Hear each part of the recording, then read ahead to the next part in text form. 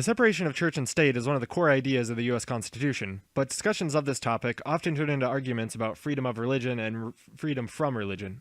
While the first is a must, since no one should be forced to believe what they don't believe, freedom from religion is important when it comes to the control the federal government has over our lives. By which I mean, I shouldn't get a job for a very religious person with a small private business and expect that person to keep their religious views to themselves.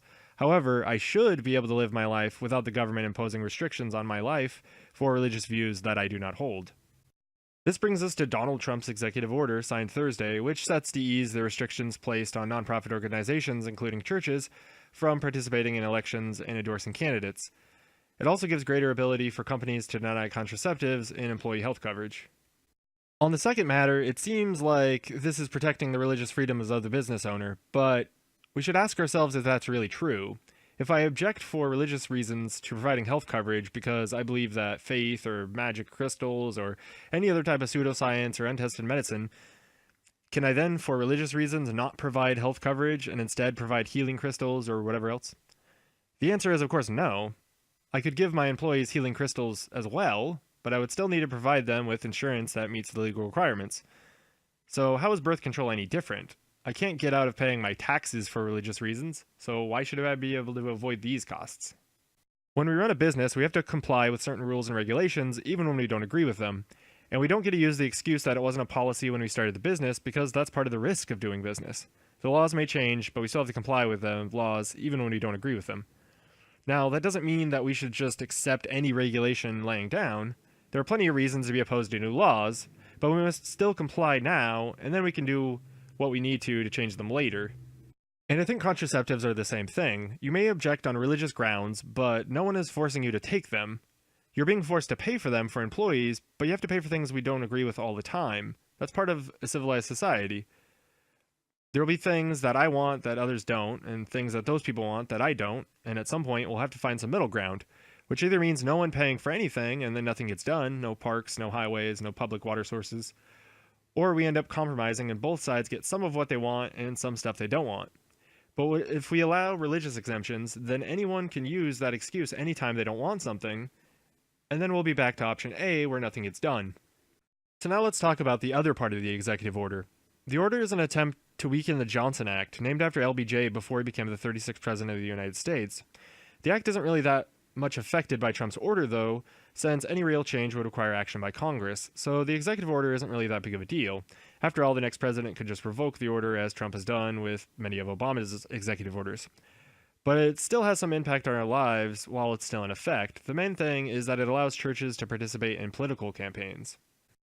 According to USA Today, passed in 1954, the Johnson Amendment says that churches and other nonprofit institutions that are exempt from taxation are absolutely prohibited from directly or indirectly participating in or intervening in any political campaign on behalf of or opposed to any candidate for elective public office. The IRS says that violating this prohibition may result in denial or revocation of tax-exempt status and the imposition of certain excise taxes. The article also says a coalition of 99 religious groups sent a letter to Congress noting that religious leaders can speak out on political issues in their own private capacity and often do so. The Johnson Amendment only prohibits them from using tax-exempt houses of worship to endorse candidates or make political contributions.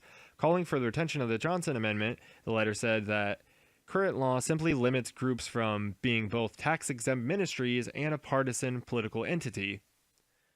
So, for the most part, there isn't any issue here that Trump needs to fix. The fact is that if these organizations want to be able to endorse candidates, they can revoke their tax-exempt status, endorse whoever they want, and pay their taxes.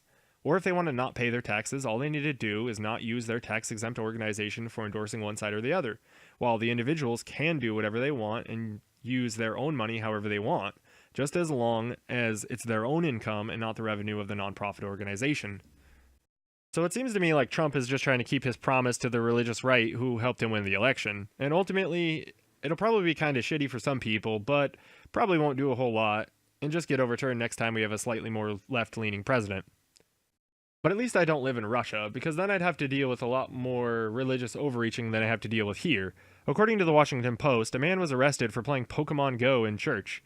He recorded his gameplay and posted it online, and then was later arrested when Russian officials discovered the footage. But I think the best part about this story was a quote from the video he posted online.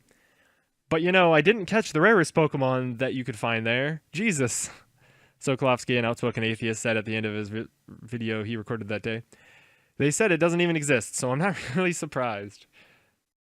But anyway, the article continues with, I may be an idiot, but I'm by no means an extremist, said Sokolovsky in a statement according to the Russian news site Meduza. He compared his suggested prison sentence from joking about the Orthodox Church to those who had been imprisoned for decades under Joseph Stalin for joking about communism. For me, this is savagery and barbarism, Sokolovsky's statement continued. According to Meduza, I don't understand how this is at all possible. Nevertheless, as we have seen, it is quite possible indeed. So at least I don't have to deal with that. I play a lot of Pokemon Go, and I'm an atheist, so I'm just glad I don't live in Russia. But one last thing I want to mention about this article. It ends with a quote from the communications director of the Holocaust Museum talking about getting the museum removed from the game, so no one will have any reason to play there, which is entirely understandable. What isn't understandable to me is why the Washington Post would end an article from a few days ago like that, when the museum was already removed from the game back in August, about 2 months after the game was released. Hiroshima was also removed from the game, so now within those regions, Pokemon won't spawn, and gyms and Pokestops won't be present within those boundaries of those spaces in the physical world. In other words, it would be entirely pointless to try and play the game there. It'd be like going to the middle of a lake to play baseball without a bat or a ball. So nice job, Washington Post. You managed to make something look bad by either not researching or by simply cherry-picking information to make it seem worse than it already is. I mean, they never said it wasn't removed, they just sort of implied that it was still a problem. But either way, it would have taken only about 5 seconds with Google to find that out. So much for professional journalism.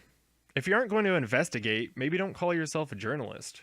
Just be honest and call yourself what you are, an entertainer. I mean, the article was pretty entertaining after all, but I guess that had more to do with the guy playing Pokemon and his comments.